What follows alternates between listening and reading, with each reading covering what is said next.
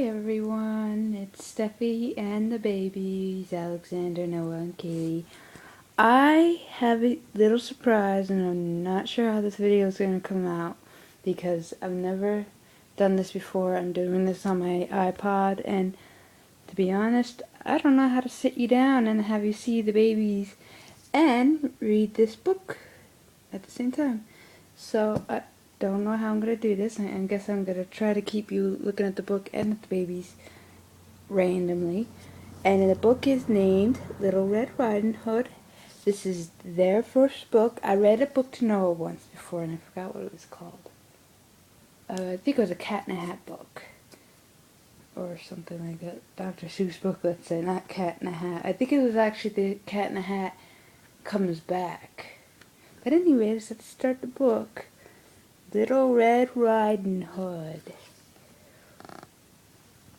One day, Little Red Riding Hood's mother asked her to take a basket of fruit and cake to her grandma, who lived on the other side of the forest. "Remember to stay on the path," said the girl's mother, "and don't dilly-dally along the way." "All right, mother," said Red Riding Hood. She took the basket and started off on her journey. Yay! Uh-oh. Deep in the woods, the Little Red Riding Hood met a hungry wolf who asked where she was going. "To my grandma's house," said the child. "Grandma lives on the other side of the woods." Hearing this, the wolf smiled and licked his lips. "The girl will be a dainty morsel indeed," whatever that word is. I can't read today, he said to himself, "and so will her grandma." Oops. Babies.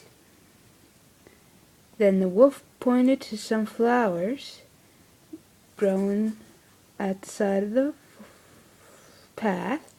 "Aren't those pretty?" he said. "Surely your grandma would like to have some." "Yes, she would," said Red Riding Hood. She stepped off the path and dilly-dallied among the flowers. She did not see the wolf hurry on down the path. Uh-oh. The wicked wolf ran straight to Grandma's house and tapped on the door. In a high young voice he said, "Grandma, are you there?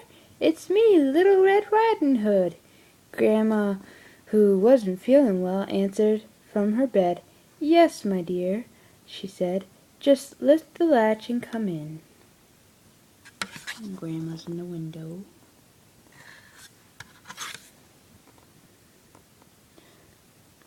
Just see. Red Riding Hood's in the window again. They're inside now. The wolf went into the house, ran straight to Grandma's bed, and gobbled the poor woman up. After that he put on one of her nightgowns, climbed into her bed, and pulled the covers up under his hairy chin. Then Little Red Riding Hood reached Grandma's house. Grandma did not look like herself to Little Red Riding Hood. "Oh, Grandma," she said, "what big ears you have! All the better to hear you with." "Excuse me," said the wolf, trying his best to sound like Grandma. "But Grandma, what big eyes you have!" said Red Riding Hood. "All the better to see you with, my dear," said the wolf sweetly. "But Grandma," said Red Riding Hood, "what big teeth you have!" "All the better to eat you with," shouted the wolf as he bounded out of bed toward Red Riding Hood. The frightened child darted out the house crying, "Help! Help!" A woodchopper who was passing by heard Red Riding Hood's cries. He caught the wolf and killed him. Then he heard Grandma crying for help. He quickly opened the wolf's stomach and out climbed Grandma, alive and well. One more paragraph. Later that day, Grandma Red Riding Hood and the woodcutter sat down together and shared the good fruit and cakes that the girl had brought. Little Red Riding Hood was so glad to be alive that she made herself a promise that afternoon. Never again would she stray from the path or dilly-dally in the woods, and she stuck to her promise from that day on.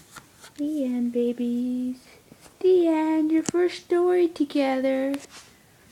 They like it, don't you know what? The other two fell asleep.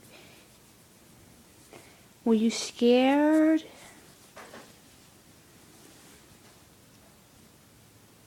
No, you're not scared, you big man. Yeah. Yay. Thanks for watching.